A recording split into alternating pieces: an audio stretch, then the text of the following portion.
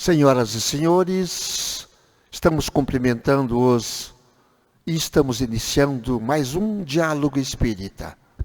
A doutrina espírita passada a limpo.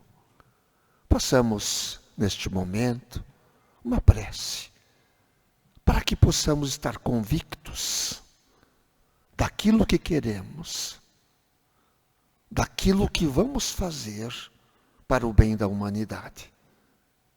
Que essa prece sirva para que Deus nos ouça, e Ele ouve, com certeza.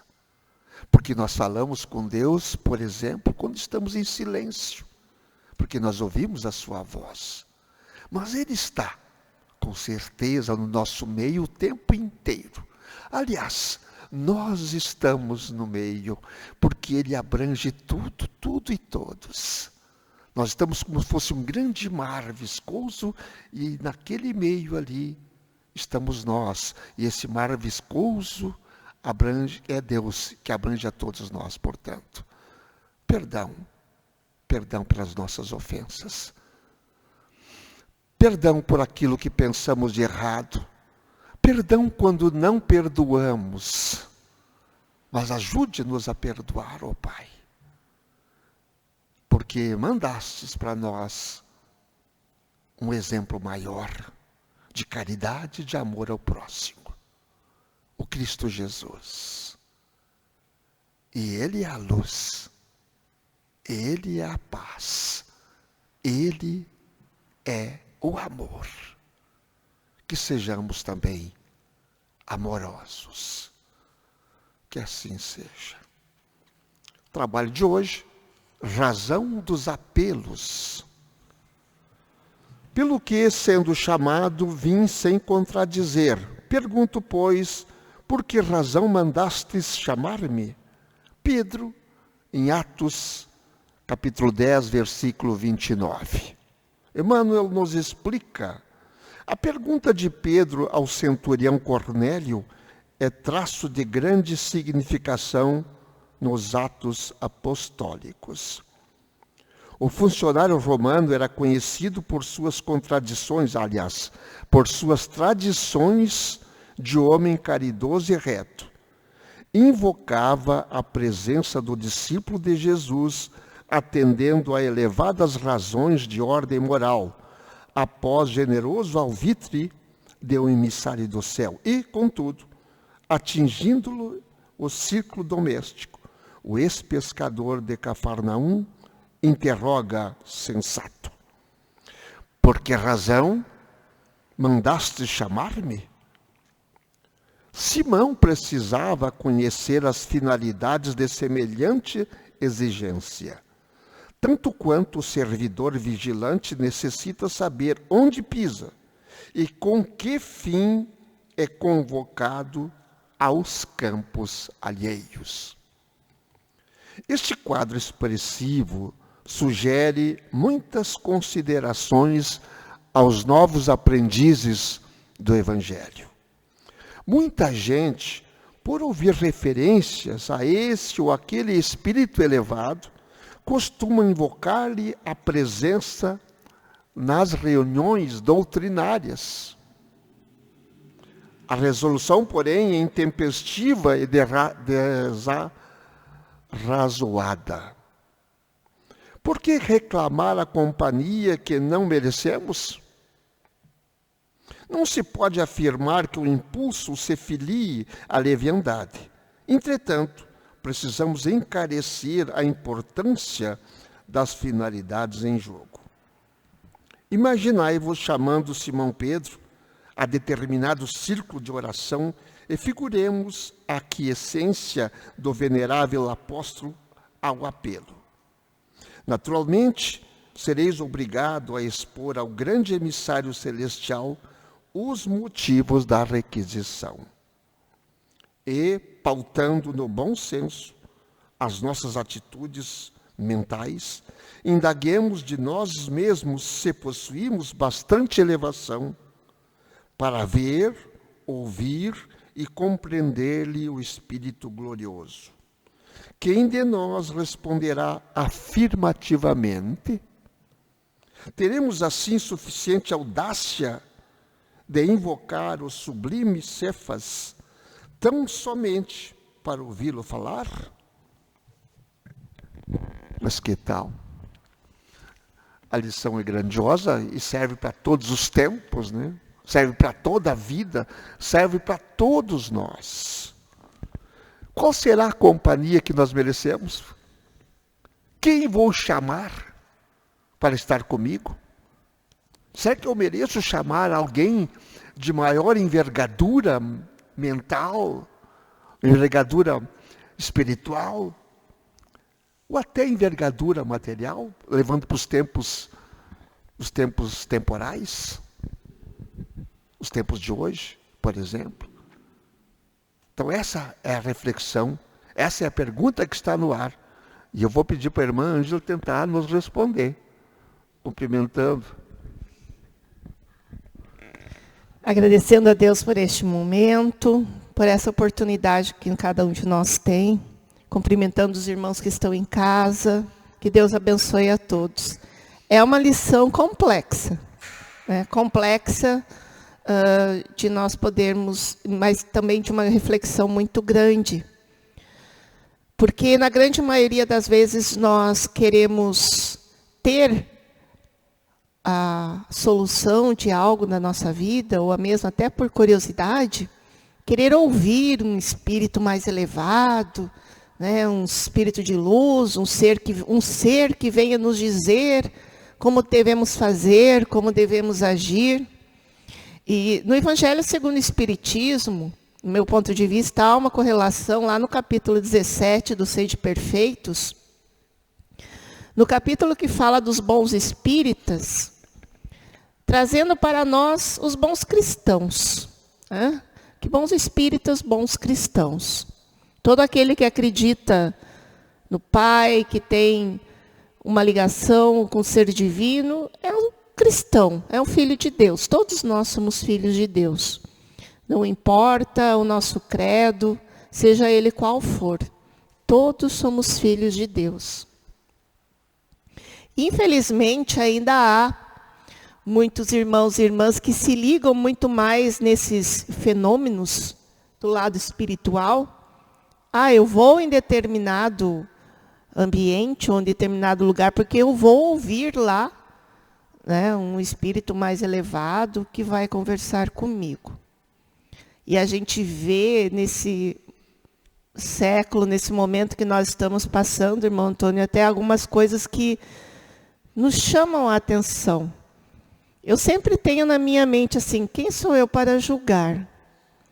Né? Mas o Espiritismo nos ensina a usar a razão. Jesus não veio usar a razão, não apenas a doutrina espírita. Jesus veio nos trazer aquela fé raciocinada. Né? E também pode entrar no capítulo da fé raciocinada. Para que nós possamos raciocinar.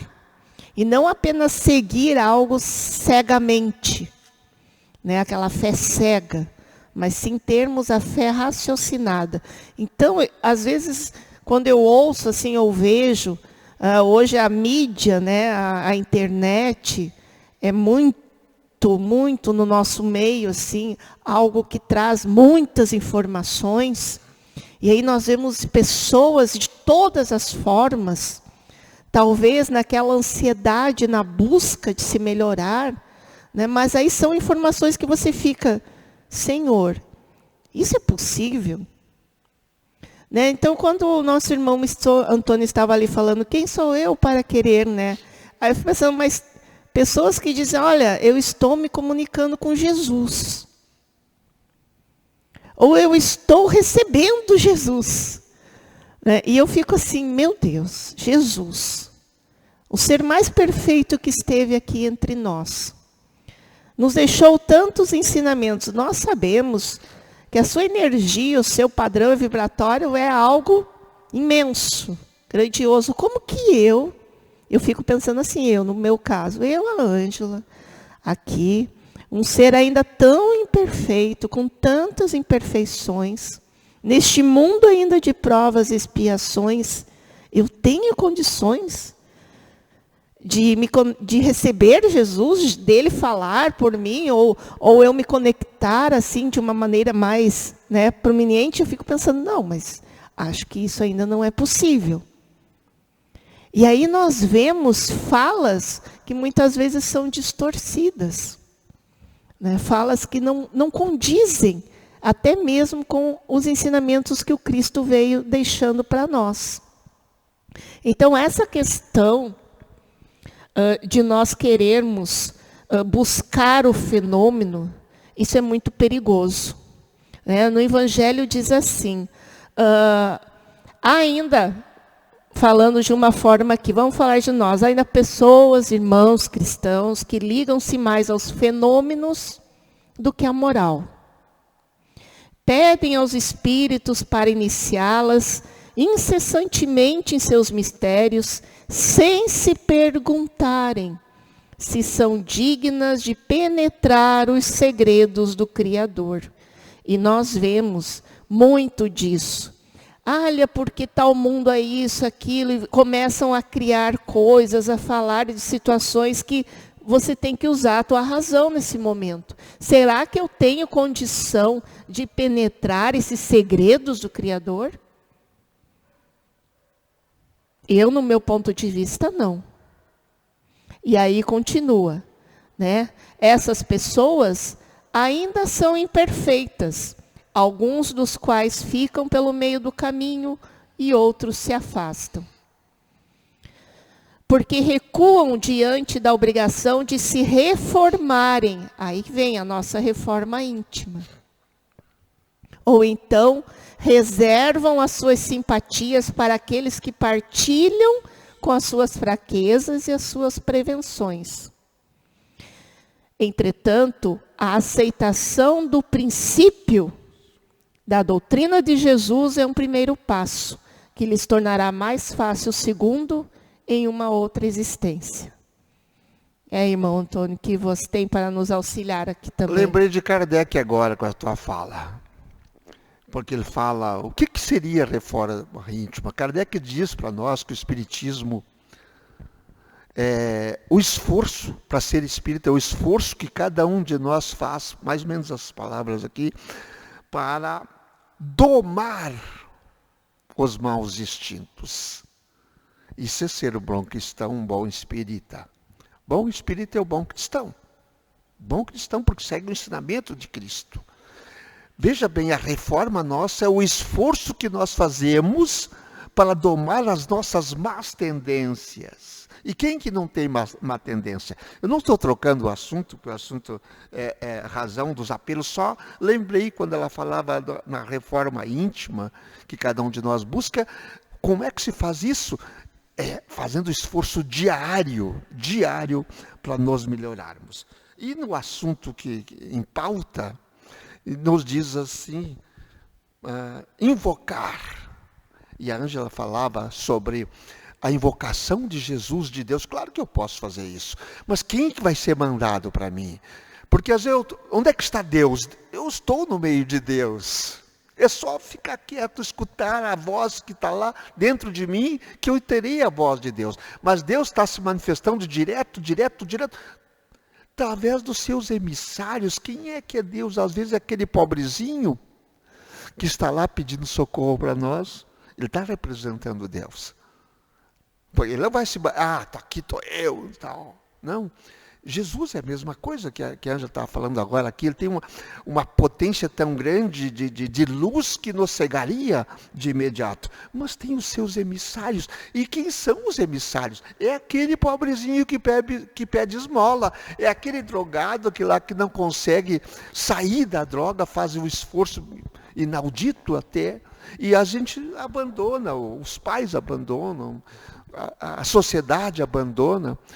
Esses muitas vezes são os emissários que vêm falar conosco que nós não ouvimos, queremos ouvir uma voz do alto. Estamos em condições de ouvir a voz do alto? Clamamos pela voz do alto se a voz daqui de baixo está nos clamando ajuda. Isto é o Deus se manifestando. Algo que me chamou a atenção agora, irmão Antônio, aqui, revendo essa parte ali do Simão Pedro, né? E me chama a atenção porque hoje acontece isso. Nós ainda temos esse hábito.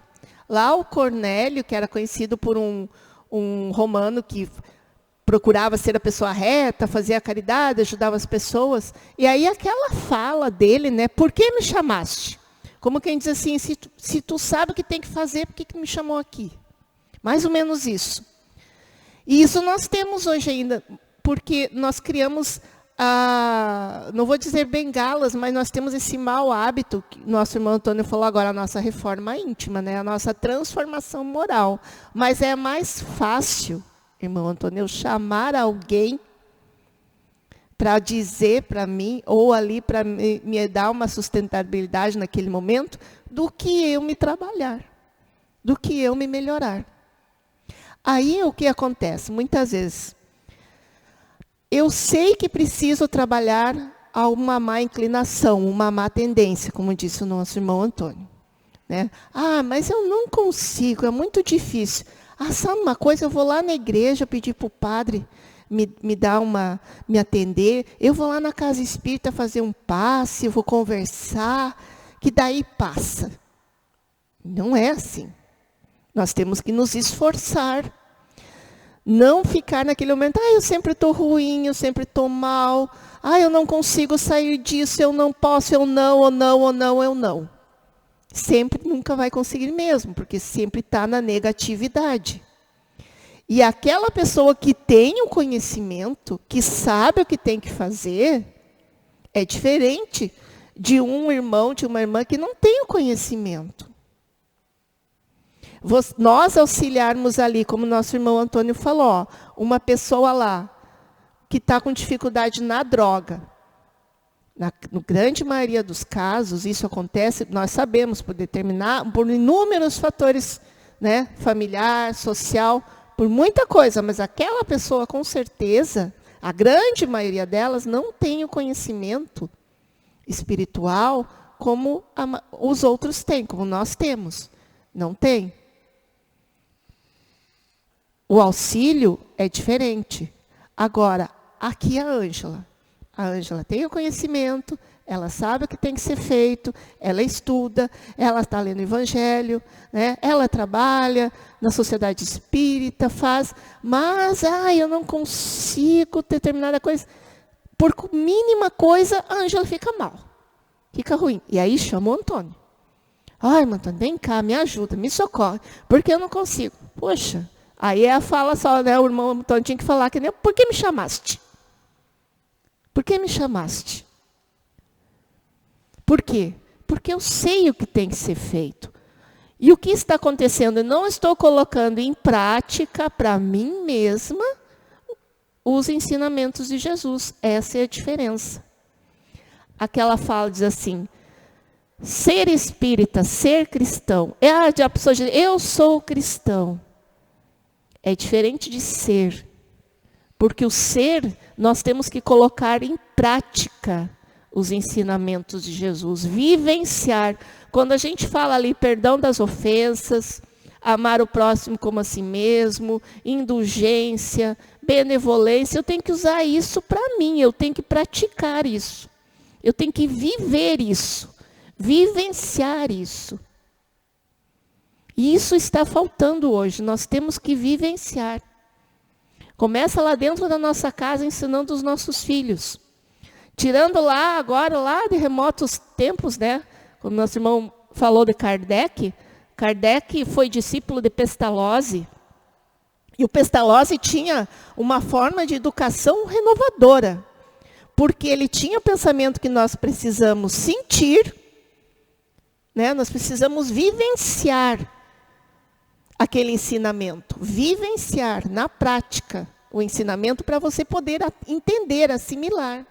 E nós precisamos fazer isso, vivenciar o Evangelho de Jesus, colocar em prática no dia a dia. Quando eu penso em falar em mal de alguém, para. O que Jesus me ensinou, o que eu estou aprendendo? Muda de novo, não, vamos mudar esse pensamento. Começar a ter a reflexão, refletir, raciocinar. Estamos vivendo uma época da humanidade de transformação. Por isso que aparecem as grandes revoluções por aí afora, né? Em todos os sentidos.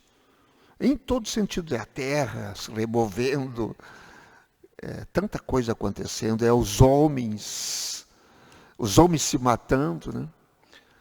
E o que se pensa? Nós estamos vivendo ainda muita materialidade, nós temos que aprender a viver a espiritualidade. Essa grande renovação vai ser isso. É parar um pouquinho com a materialidade e viver a espiritualidade. Porque aqueles que muito foi dado, muito será cobrado. Então, aqueles que têm o conhecimento, precisa expandir esse conhecimento. Mostrando, principalmente, dando exemplo também, né, do que tem que ser feito. Para as famílias, começa tudo dentro das nossas casas, que precisam voltar a ser lares, não somente casas de passagem, que nós estamos vivendo muito das nossas casas simplesmente de passagem. Vão lá para fazer as suas refeições, vão lá para dormir, só isso, não tem mais nada. Não, paremos, vou repetir, a quem muito foi dado, muito será cobrado. Aqueles que têm a responsabilidade de uma casa, tem que tornar essa casa um verdadeiro lar de virtudes. Por isso que a espiritualidade precisa penetrar nesta casa para que ela se torne um lar. Mais oração, gente.